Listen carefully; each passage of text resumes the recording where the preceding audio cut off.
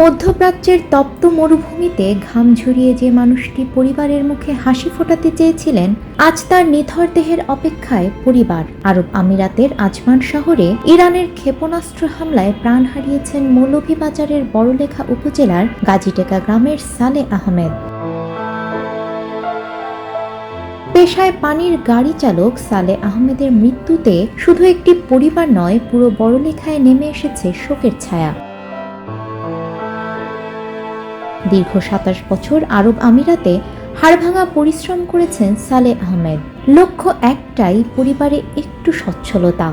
মাত্র ৩ মাস আগেই ছুটিতে এসে নিজ হাতে বাড়িতে নতুন ঘরের কাজ শুরু করেছিলেন।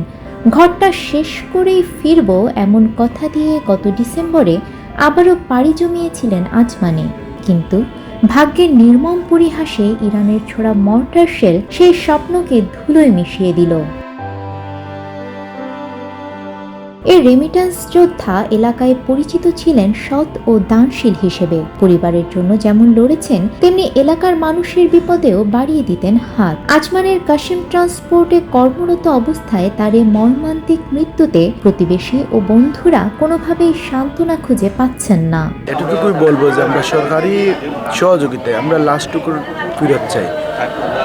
এখন এই লাশটুকু আনতে অনেকটা খরচ হইবে, এই খরচটুকু আমাদের মাঝে কেউ মেনটেন করে দেওয়ার মতো নেই। আমরা সরকারি পৃষ্ঠপোষকতা এই লাশটার জন্য আমরা দেশে ফিরত এতটুকুই চাই। উনি যে এখানে নিহত হয়েছে, ওনার পরিবারের পক্ষ থেকে যে কথা হইতো এইরকম কেউ নাই। ছেলে আছে, সবাই বাকরুদ্ধ। ওনার মৃত্যুতে সবাই বাকরুদ্ধ। সালে আহমেদের মৃত্যুতে পুরো পরিবারের মাথায় যেন আকাশ ভেঙে পড়েছে।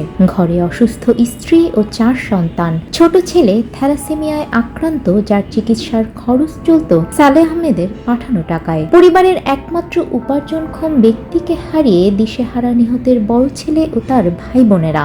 গাড়ির পিছনে আমার আব্বা আসলো, ওর সময় ইরানের মিসাইলে আমার আব্বার গাড়ি উঠে পড়ে। তারপরে আব্বা পিছনের দিকে গাড়ি মিসাইলটা যায়, যার আব্বার আঘাত তার পিছনে। আমার দাবি হইল সরকারের কাছে যে আমার আব্বার তাড়াতাড়ি মরদেহ যেন পায়। নিহতের মরদেহ দ্রুত দেশে আনতে প্রয়োজনীয় সব ধরনের প্রশাসনিক সহযোগিতার আশ্বাস দিয়েছে উপজেলা প্রশাসন।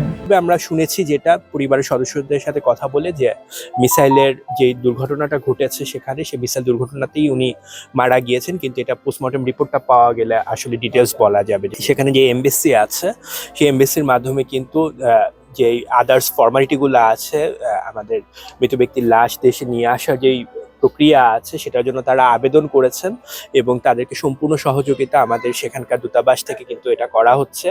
স্বজনদের এখন একটাই আকুতি, সালে আহমেদের মরদেহ যেন দ্রুত দেশের মাটিতে ফিরিয়ে আনা হয়। প্রত্যাশা শেষবারের মতো প্রিয়জনকে ছুঁয়ে নিজ ভূমিতে দাফনের।